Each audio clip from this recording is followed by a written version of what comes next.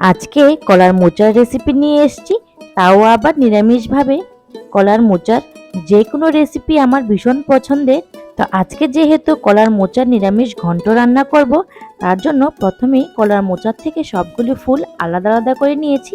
এইবার ফুল থেকে যে শক্ত পার্টটা থাকে সেটাকে বাছাই করে নিয়েছি। আমাদের সবগুলি ফুল বাছাই করা হয়ে গেছে। এবার ভালো করে ঝিরিঝিরি করে কেটে নিয়েছি। তারপর কিছুক্ষণ সময় জলে ভিজিয়ে রেখেছি। অন্যদিকে আমি মসুর ডালের বড়া আর আলুগুলিকে ভালো করে লাল লাল করে ভেজে নিয়েছি। এইবার কড়াই গরম করে তাতে 5 ফোড়ন, তেজপাতা আর শুকনো লঙ্কা ফোড়নে দিয়ে দিয়েছি। তারপর বেসিক কিছু মশলা, জিরে গুঁড়ো, ধনে গুঁড়ো, আদা, অল্প একটু গরম মশলা, মরিচ ভালো করে পেস্ট করে সম্বাসে দিয়ে দিয়েছি। মশলাটা ভালো করে ভাজা হয়ে গেলে তারপর তাতে দিয়ে দেব ঝিরিঝিরি করে কেটে রাখা সেই কলার মোচাটা। তারপর দিয়ে দেব পরিমাণ মতো নুন আর হলুদ গুঁড়ো দিয়ে ভালো করে নাড়াচাড়া করে ঢাকা চাপা দিয়ে রেখে দেব ভালো করে সুসিদ্ধ হওয়ার জন্য।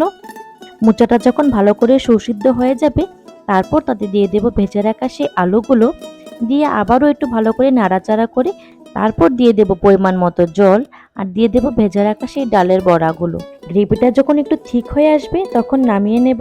তারপর দিয়ে দেব পরিমাণ মতো ঘি। ভীষণ স্বাদের আর ভীষণ টেস্টি হয় এই রেসিপিটা।